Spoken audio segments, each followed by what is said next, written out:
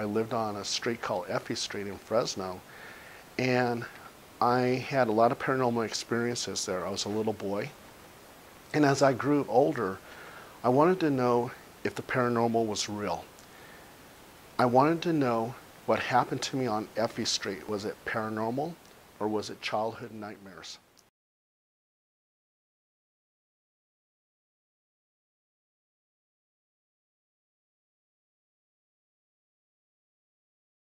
My name is Paul Dale Roberts. I'm with HPI, Haunted Paranormal Investigations International. And my role with HPI is I'm the HPI General Manager. I'm a paranormal investigator, paranormal writer, and a demonologist. And also, too, a ufologist. A ufologist is one who studies UFOs. And if you really want to place it into a package, you can call me a 410 investigator, and that means a person who investigates all things paranormal. All right. In 1979, I was the third and fifth Disco King. I danced 8.5 days, which is 205 hours for the Guinness Book of World Records. I had the Guinness Book of World Records for a period of 1 month, and I was beaten by some guy in South Africa who danced 329 hours and a half. My very first experience as a paranormal investigator, I was actually dating a girl who was a paranormal investigator. And she told me that if I went to the National Hotel, and she goes, Paul, since you're a freelance writer, you could probably write a story about this investigation. So when I went to National Hotel, I said, well, I better ask permission. And I said, who's the president of this group? And that's Shannon McCabe. A typical investigation would entail, first of all, getting the call or the email in.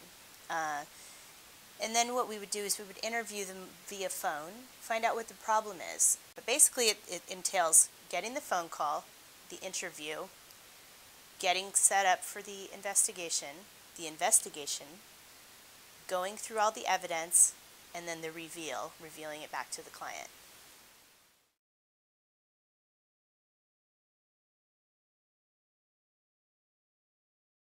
Two nights ago, we had our bedroom door open, and I was looking, and I saw a shadow go from my children's room over to the stairs. And I didn't put two and two together, except for the fact that this one, there was no reason for it to be there. Really, I kind of got a little bit freaked out the other night, and got the whole chills thing going on and wondering what the heck this was in the house, because this is a newer house. There really shouldn't be any kind of activity in it. A paranormal investigator needs equipment to do their investigation properly. And it could be something very simple, like a flashlight, because you need to get around. You need to see what's going on. Digital audio recorders are best evidence, things that you can't hear. So what we do is we take a digital audio recorder, very simple, and we record. And we'll ask something very simple like, is there anyone here? I pause. I stop it, and I play back, and I listen. But sometimes, and we've done this right with the cameras rolling, and that's with the media, and we've gotten EVPs right in front of the cameras. So digital audio recorders, very important.